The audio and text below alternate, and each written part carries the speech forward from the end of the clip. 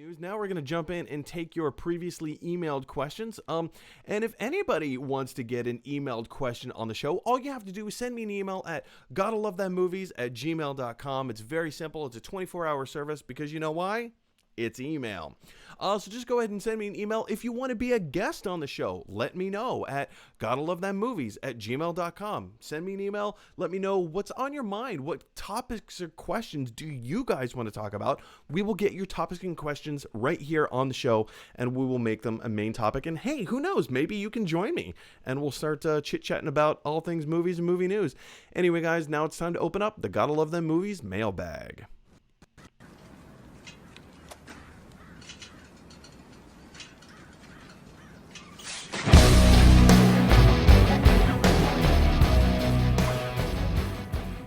All right, you guys, now it's time to open up the Gotta Love Them Movies mailbag, and our first email comes to us from Dale, who lives in Orlando, and he says, Mike, and I say, Dale, how are you doing, Dale?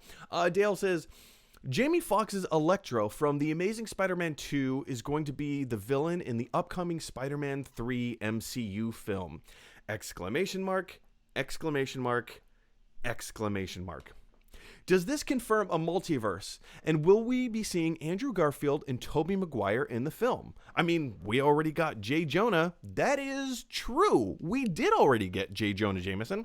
And yeah, in case you guys haven't heard, The Hollywood Reporter broke the story. I have my reservations.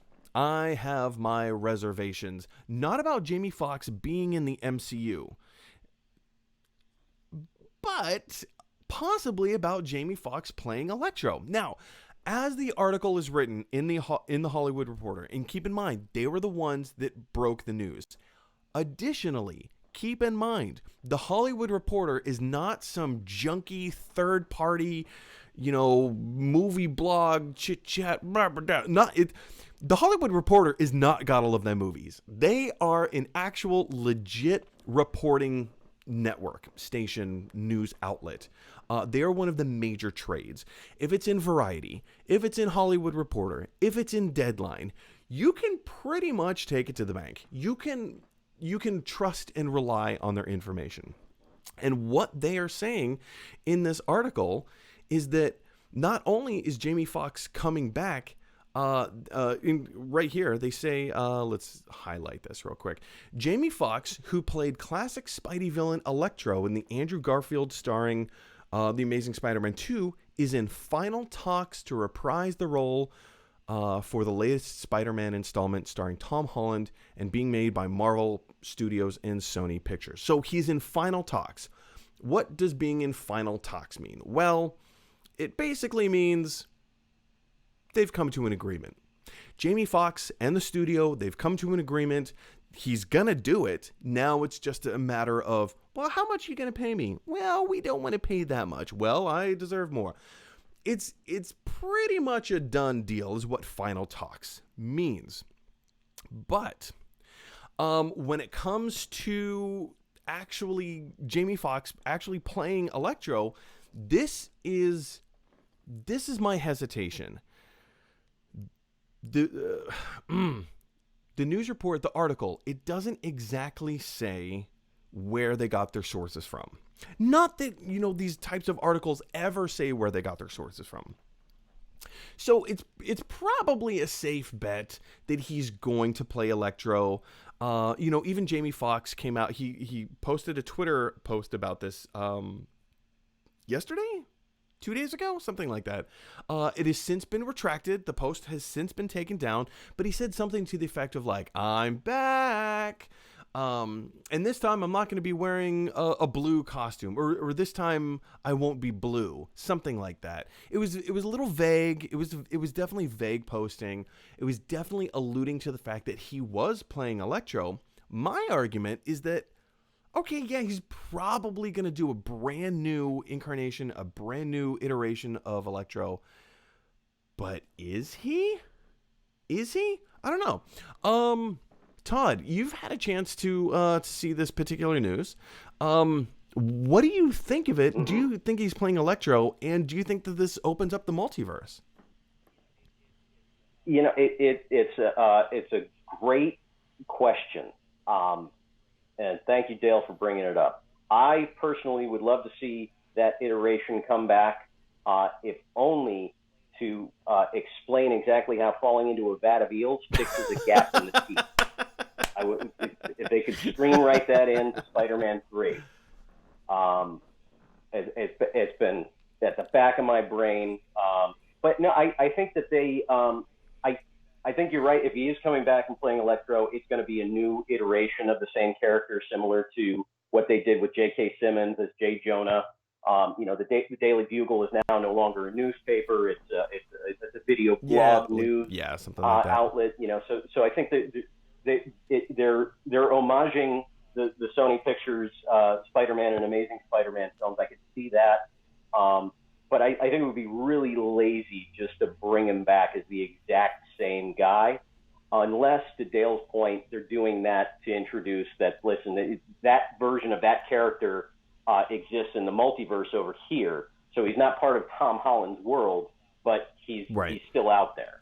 I'm inclined to think it's probably going to be more of what you were saying. They'll reintroduce the character, played by the same actor, but in a new way. I think that's where am I at? There I am. I think that is more the most likely of situations. And Dale, if I can go back to your question for a second, you said, does this confirm a multiverse? No, this does not confirm a multiverse. Doctor Strange in the Multiverse of Madness confirms a multiverse, but this does not confirm a multiverse.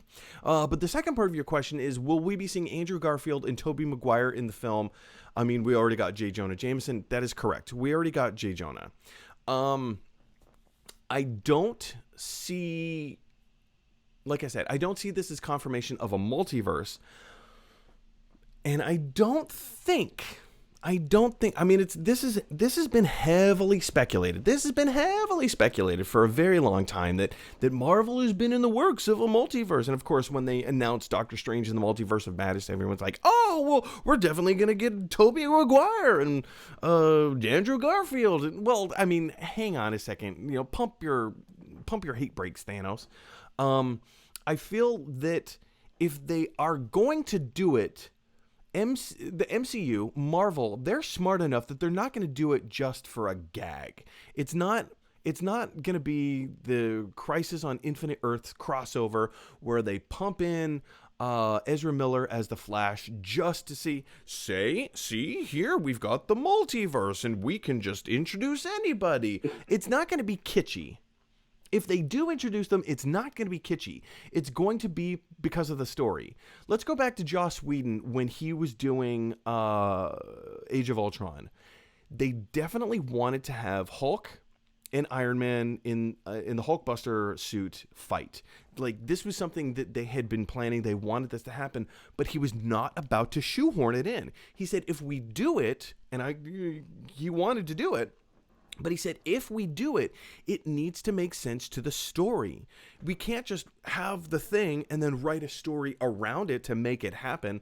That's cheap. That's cheesy. It's not going to work. People in the long run are not going to buy it. What do you mean by that? I know, right? Bay? Oh, perfect. Yes. Michael Bay is the king of saying, hey, let's have this thing, and now we're going to write this whole story around this thing just so that we can make this thing happen. That's not how storytelling works, you guys. That's what people do with storytelling, but that's not how it works. So those are called special effects, Mr. Bay. That's not storytelling. One of my colleagues often says, action without narrative purpose is visual noise. And it's true. It's completely true.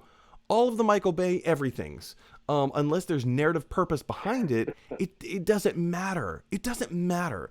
So that's what I mean. Like, are we going to see, Dale, when you ask the question, are we going to see these other two incarnations of Spider-Man? I mean, that would be cool. I'm not going to be a lie. Like, the fanboy in me is just kind of like, yeah, I would love to see that. But I don't, It but it's got to needs fit to into the story. Without it, it doesn't make sense. You're actually hurting the movie in the long run. So I tend to think we're probably not going to see the other two incarnations of Spider-Man, unless it's part of the story. I mean, who knows what they're going to do with it? It's still a few years away. Todd, what are your thoughts? Paul Giamatti Rhino. Paul Giamatti Rhino. Bring it back, reinvent it. I was so excited when I heard he got cast, and then he was such a throwaway character. He had no arc. He comes back in his mech suit at the end. I hated that. So I agree with you. I think these guys are masters of storytelling over over a decade now, and multiple movies. They're not just going to do it for a gag. They're going to do it so that it serves a storytelling purpose, if not for that one particular movie, but in service of something down the road. They're great something at else setting they have stuff planned. up. They're fantastic at setting things up. Yeah. Yeah. Anyway, guys. I mean, they've written the blueprint. Yeah. I mean, they wrote the playbook. Here we are. I've even heard reports of Robert Downey Jr. wanting to kind of flesh out the Sherlock Holmes universe in kind of a Marvel MCU type format. And I'm like, well, not you're going to get cosmic whatevers, but like keep the Sherlock universe to a Sherlock universe. But I don't know, could be cool. I don't know. Question is, guys, for you, what do you think of what's his name? Jamie Foxx coming back to reprise the role, most likely, of Electro in the next Spider-Man movie. Do you love it? Do you hate it? Are you somewhere in between? Jump down to the comments section below and let me know your thoughts. Hey everybody, thanks for watching. If you like this video, click like. And if you really like this video, click subscribe. And if you really, really like this video, click share. Because that is exactly what Weird Al Yankovic would want you to do. Dun, dun, dun, dun, dun, dun, dun, dun, dun, dun, dun, dun, dun, dun, dun.